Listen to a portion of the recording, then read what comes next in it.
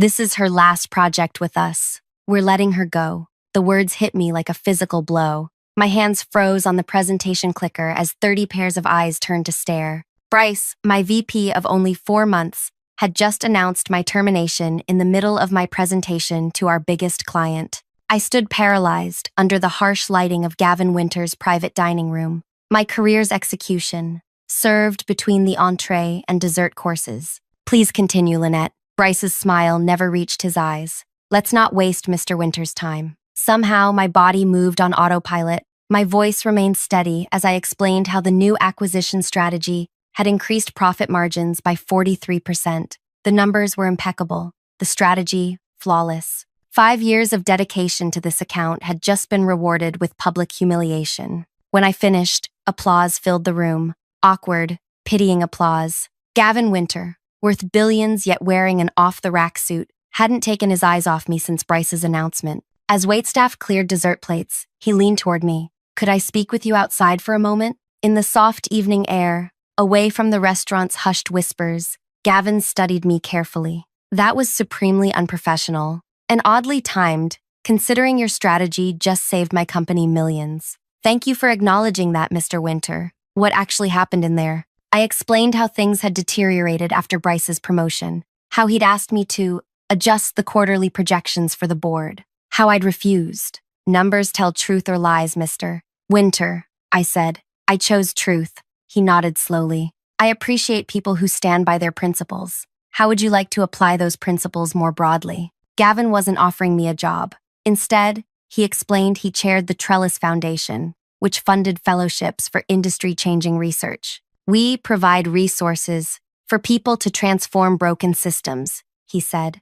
Your approach to accountability deserves wider application. A commotion behind us revealed Bryce rushing across the parking lot, his expensive shoes scraping against gravel. Everything all right, Mr. Winter? His voice strained for casualness. Perfectly fine, Gavin responded. I was offering Lynette our distinguished fellow position, the one whose publications become policy guidelines for corporate governance. The color drained from Bryce's face. Fellowship? What fellowship? The kind that examines systemic issues in business practices, Gavin said mildly. Her expertise on projection manipulation would be quite revealing. Before we continue further with my story, thank you for listening up to this point. If you're finding my journey interesting, please hit like so more people can hear what happens next. Leave a comment about a time someone tried to push you out, and subscribe to hear more corporate revenge stories like mine. My name is Lynette Mercer, and until tonight, I was the senior strategy director at a company I had helped grow from mid-tier to industry leader. I joined right after getting my MBA, choosing it over bigger offers because the CEO at the time had promised mentorship and growth opportunities. For 5 years, I delivered exceptional results. My team consistently exceeded targets. Our client retention rate was 96% when the industry average was 72%. The Winter Group account, Gavin's company, was my crowning achievement, a relationship I'd built from a small project into our largest revenue stream. What Bryce didn't realize when he publicly executed my career was that I documented everything, every late-night crafting strategies, every requested revision to make projections look more optimistic for stakeholders, every instance where he took credit for my work. The shift began when our beloved CEO, Nia, retired. The board brought in Carol from outside, a numbers-focused executive with little understanding of our culture. Carol promoted Bryce over more qualified candidates, including me. The whispers said it was because they played golf together. Within weeks, Bryce began undermining me. First came impossible deadlines, then critical meetings without invitations. Finally, my top team members reassigned, all typical moves from the how to push out a female executive playbook. I confronted him after he demanded I adjust projections for the board. The new client acquisition costs are what they are, I insisted. We can't promise growth figures we can't deliver. Bryce leaned back in his chair. You need to be a team player, Lynette. Carol wants growth. I promised him growth. Based on fabrication, based on optimism. His tone hardened. If you can't get on board with the direction, perhaps you're not the right fit anymore. I should have seen tonight coming. Yet somehow, being professionally executed in front of 30 people still shocked me. Throughout dinner, I'd calculated how long my savings would last while maintaining perfect composure. 3 months, maybe 4. But Gavin Winter's offer changed everything. Standing in that parking lot, watching Bryce's confident smile disintegrate as he realized what was happening, I felt something shift inside me. This wasn't just about saving my career anymore. This was about fixing a broken system. The Trellis Foundation Fellowship came with prestige, resources, and a platform. Fellows spent 18 months researching systemic issues, then published findings that shaped industry standards. The stipend was generous, more than my current salary, but the real value was influence. I'd need complete independence, I told Gavin. That's precisely what we offer, he replied. Freedom to examine whatever underlying issues you identify. Bryce interrupted, his voice tight. Mr. Winter, perhaps we should discuss your account needs for next quarter. Lynette's departure means we'll need to. Actually, Gavin cut him off. I'll be putting a hold on expanding services until I see how your leadership transition affects quality. 2 months later, I began my fellowship. My research topic, projection, ethics, and market accountability. I interviewed executives across industries, gathering evidence of how projection, manipulation, distorted markets, and damaged long-term business health. I didn't name my former company specifically. I didn't need to. The patterns were industry-wide. But when I published my preliminary findings, industry insiders recognized the examples. 3 board members from my old company called me privately. We had no idea how systematic this was, one admitted. Meanwhile, Bryce was struggling.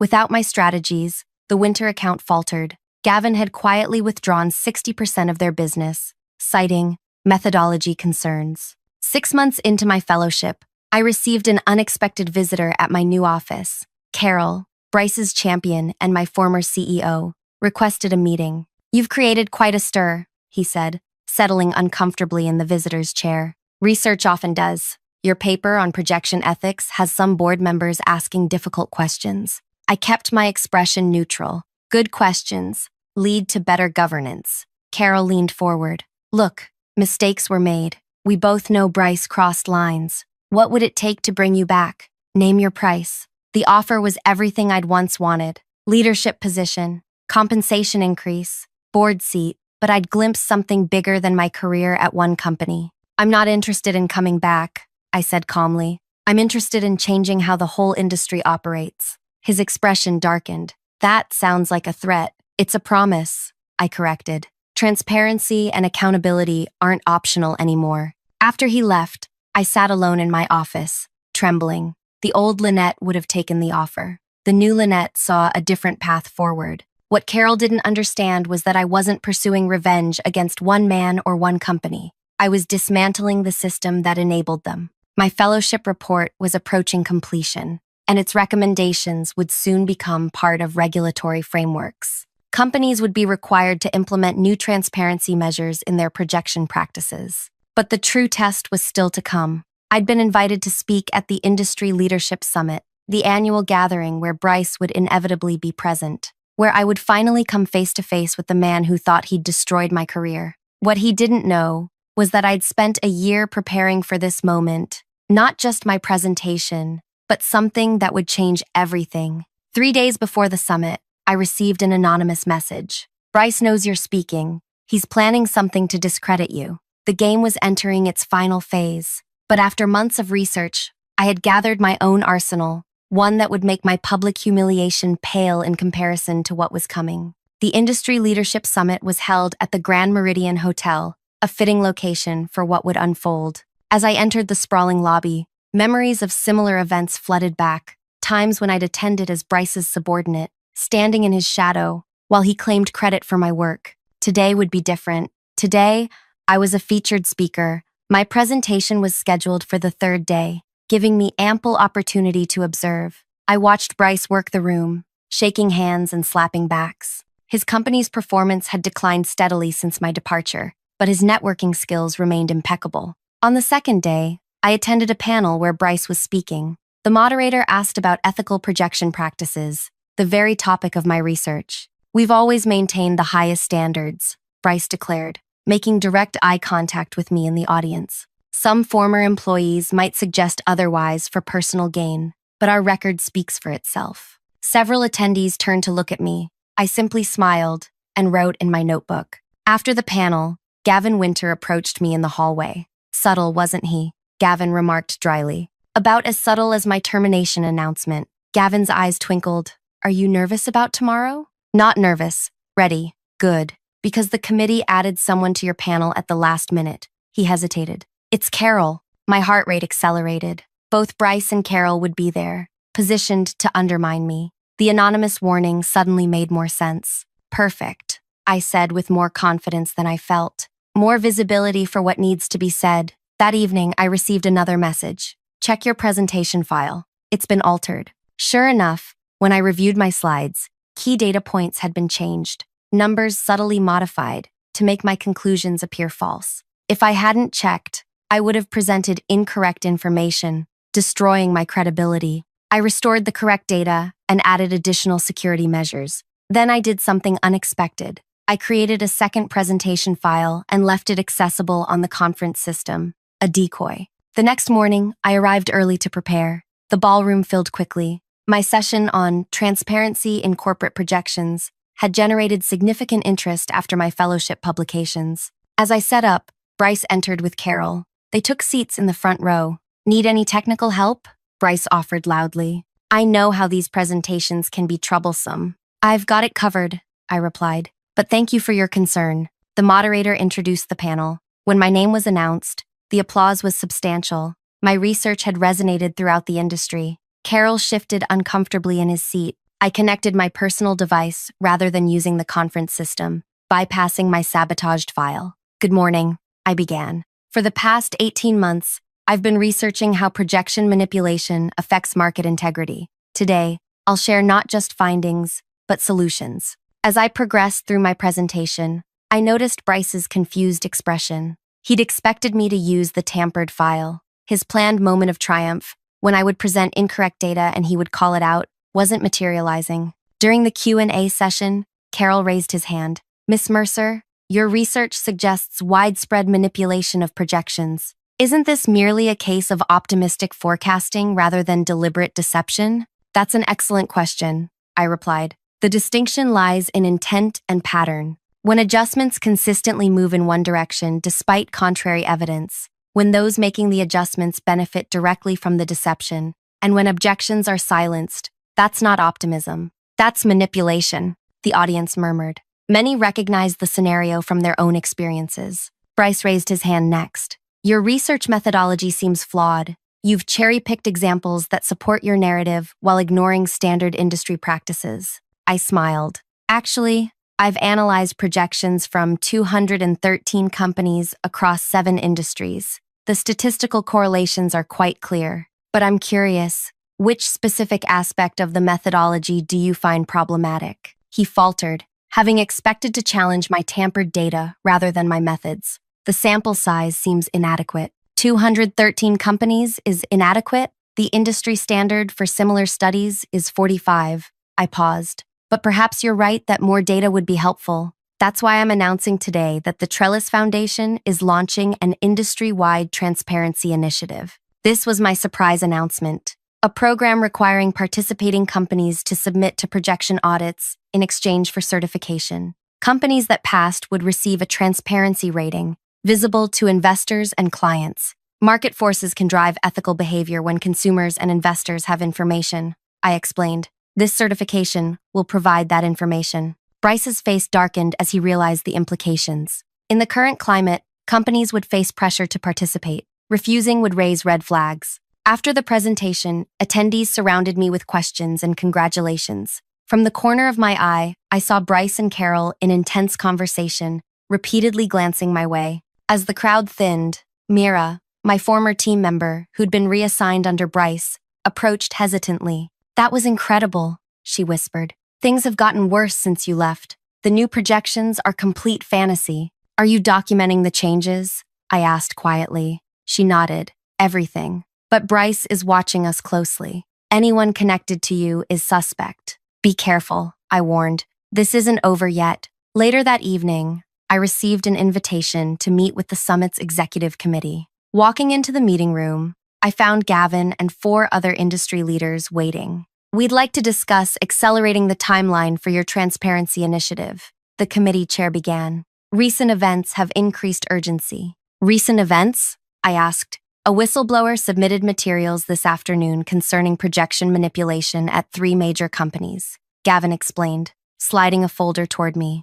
Including your former employer. Inside were printouts of internal communications, dozens of exchanges between Bryce and Carol explicitly discussing how to reshape projections and manage inconvenient data. The evidence was damning. Where did this come from? I asked, genuinely surprised. Anonymous submission, the chair replied, but thoroughly verified. As I reviewed the documents, I realized they contained information only a handful of people could access. Someone very high up had turned against Bryce and Carol. The committee explained they wanted to announce the transparency initiative immediately, with implementation beginning next quarter rather than next year. We need to get ahead of this, one member insisted. If these practices are exposed without a solution in place, investor confidence will plummet.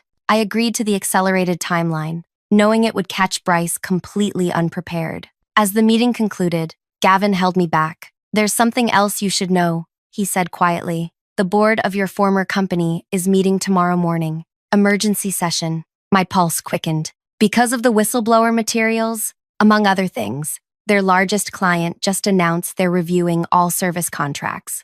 Their largest client after Winter Group was Jensen Industries, whose CEO sat on the summit's executive committee. The pieces were falling into place faster than I'd anticipated, but I wasn't celebrating yet. Bryce was cornered, and cornered adversaries make desperate moves. When I returned to my hotel room, the door was slightly ajar. I paused, then carefully pushed it open to find the room had been searched. Subtle but thorough. My laptop was in exactly the same position I'd left it, but slightly askew. The zipper on my suitcase was closed to a different point. My phone buzzed with a message. Watch your back. This isn't just about projections anymore. I sat on the edge of the bed, heart racing. The stakes had just escalated dramatically. Whatever Bryce was planning went beyond professional sabotage. For the first time, I wondered if my pursuit of systemic change had put me in physical danger. Then my phone rang, an unknown number. I answered cautiously. Miss Mercer? A familiar voice said.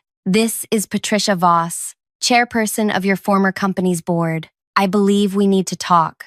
I met Patricia Voss in the hotel's private lounge at 10 p.m. The space was empty except for us, the soft lighting creating islands of illumination in the darkness. Patricia was in her 60s, with sharp eyes that had witnessed decades of corporate maneuvering. I prefer direct conversations. She began without preamble. The materials submitted to the summit's committee were also sent to our board. We've spent all day verifying them. And I kept my expression neutral. They're authentic. She sipped her water. What's less clear is your involvement. I didn't provide those documents, I said truthfully, but I'm not surprised they exist. Patricia studied me. 3 board members want to clean house immediately. 2 are worried about market perception if we dismiss top executives without preparation. 1 is still loyal to Carol. And you? I'm a pragmatist, she replied. The situation is untenable, but transitions require planning. I considered her carefully.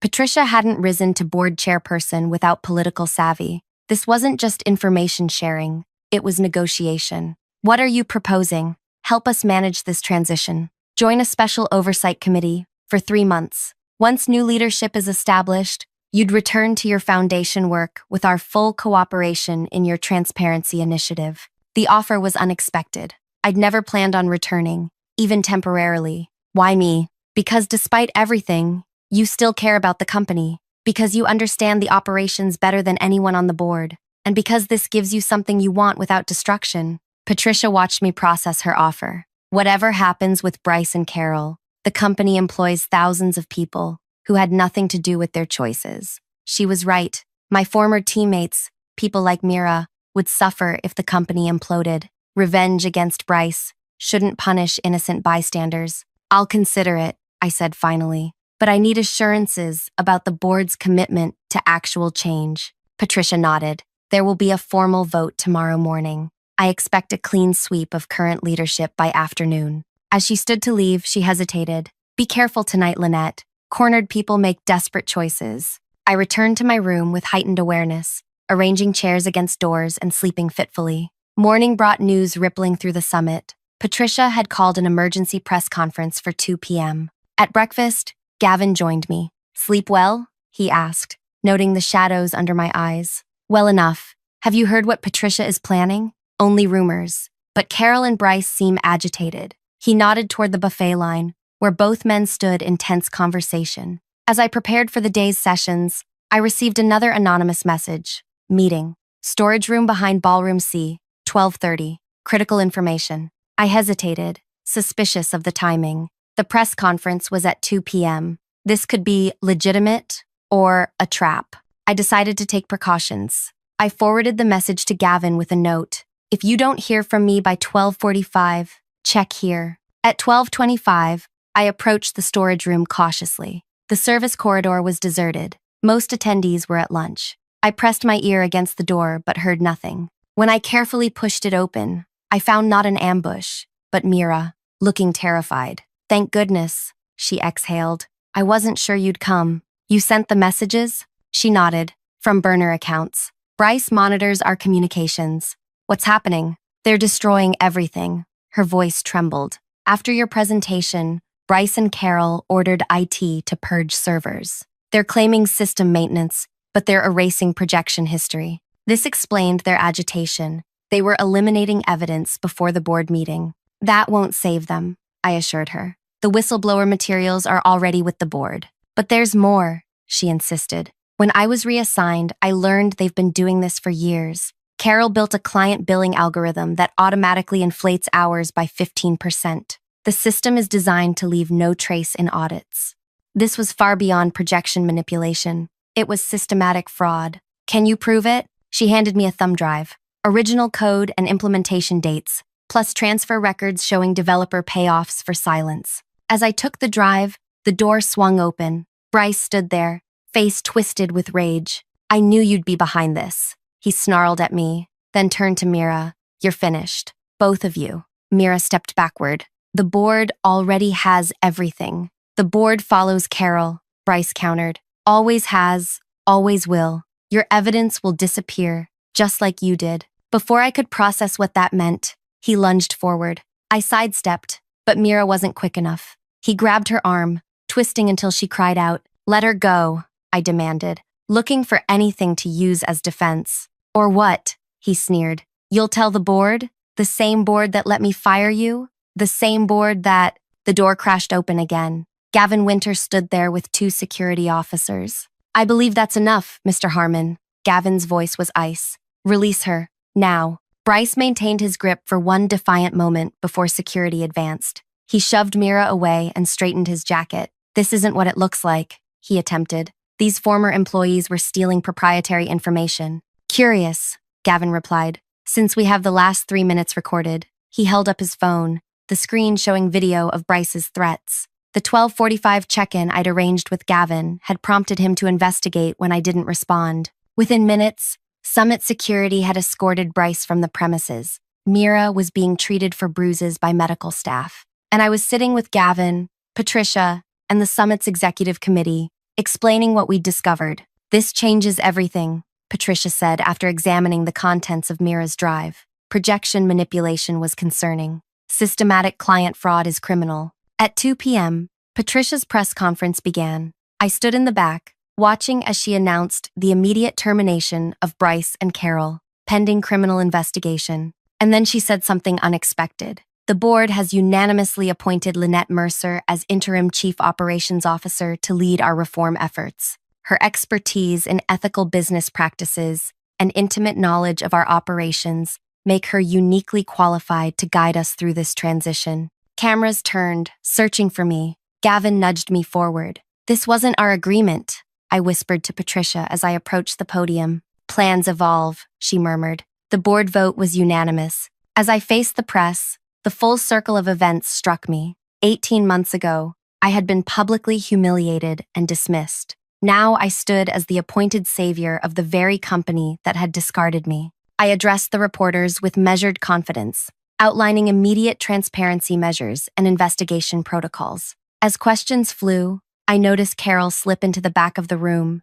his face ashen as he witnessed his empire crumbling. After the press conference, he approached me, his former arrogance replaced with desperation. "You planned this all along," he accused quietly. "From the moment Bryce announced your termination, somehow you arranged everything. Winter's offer, the fellowship, the transparency initiative. You set us up." I looked at him calmly. "No, Carol, you set yourselves up. I just refused to play along. You expect me to believe this wasn't calculated revenge? What would revenge have accomplished?" I asked. "Destroying the company would hurt thousands of innocent employees, making myself unemployable in the process. That's not strategy. That's self-destruction." I stepped closer. "My revenge wasn't destroying you. It was building something better despite you, creating systems where people like you can't succeed using your methods." As he was led away by board representatives, I finally felt the weight lift. My vindication wasn't in his downfall. It was in the transformation his actions had inadvertently sparked. Later that evening, as I packed to return for my new interim position, Gavin visited my room. "Congratulations, COO Mercer," he smiled. "Though I admit I'll miss having you at the foundation." "It's temporary," I reminded him. 3 months to stabilize things. "Perhaps," he said thoughtfully. "Or perhaps it's exactly where you need to be to create lasting change." "You knew this might happen," I realized. "From the beginning, the fellowship, the research, the transparency initiative, you were positioning me for this." Gavin shrugged. "I recognized potential in you and in the situation. When Bryce announced your termination at dinner, his arrogance revealed vulnerability. So, all this time you've been doing exactly what you believed in," he interrupted. "Building systems of accountability, creating transparency frameworks, developing leadership skills. Whether that led back to your former company or somewhere entirely new was secondary." I considered his words carefully. "The whistleblower materials. Did you arrange those too?" "I merely created conditions where truth could emerge safely. People with conscience will speak when they believe it matters." That night, as I prepared for my return, I reflected on the true nature of my revenge. It hadn't been quick or destructive. It hadn't even been aimed directly at Bryce or Carol. My revenge was patience, building credibility while they undermined themselves, creating systems that made their behavior impossible rather than just punishing it individually, transforming humiliation into expertise that others recognized as valuable. Most importantly, my revenge wasn't finishing them. It was finishing what they tried to stop me from achieving. 3 years later, as permanent CEO of the now thriving company, I sometimes think about that dinner where Bryce announced my termination, how what he intended as an ending became the beginning of something far more significant. If you've stayed with me through this journey, thank you for listening. There's power in sharing stories like mine. They remind us that success isn't about destroying those who hurt us, but about building something better than they ever imagined possible. If this resonated with you, please like and subscribe to hear more stories about overcoming workplace challenges through strategy rather than destruction. And leave a comment about how you've transformed obstacles into opportunities in your own career. Sometimes our greatest setbacks truly do become our greatest opportunities when we have the courage to see beyond revenge to reinvention